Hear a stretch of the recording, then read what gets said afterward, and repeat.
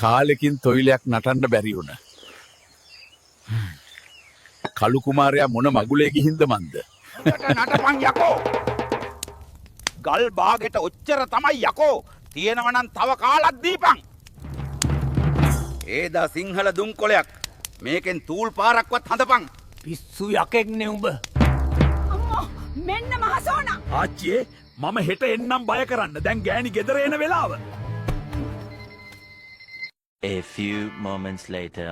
කී පාරක් කිව්වද මේ රැට ගෙවල් වල මිනිස්සු බය කරන්න යන්න එපා කියලා. අර රෙදි ටික ඇතුළට දාලත් නැහැ. හෙට මොනවද දැන් අදින්න බලනු. මේ ඔක්කොම තෙමිලා. පේනවද තමුසෙට? පරේද්දයකෝ ගංජා වෙනුවට වේලිච්ච තනකොළ තිබ්බ එක. අනේ ස්වාමිනී මේක කාටත් අමාරු කාලයක් නේ. ඔබ දැන් ඇඟෙන් ඵලයක්. වැඩේ ඉවර වෙන්න ළඟයි. යන්න තිබ්බා. මොන පරයද කුකුල් මස් වෙනුවට සෝයා මීට් තියලා තියෙන්නේ.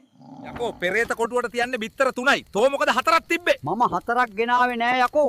බිල්ලට ගෙනාව කිකිලි බිත්තරයක් දාලා තියෙන්නේ. මොකද යකෝ ගහක් උඩ නැගගෙන කරන්නේ? බැහැපන් බිමිට. උඹ ගුලි කාලාද මේ රෑ වෙලා තනියම ඇවිදින්නේ? කෝ මොකද්ද මේ ලබ්බ? කී පාරක් ගැහුවද පැලෙන්නෙම නෑනේ. හිටපන්කෝ. ග්‍රහ මන්දිරේ ආනුභාවයෙන් මාහට බලය ලබා දෙනු මැනවි.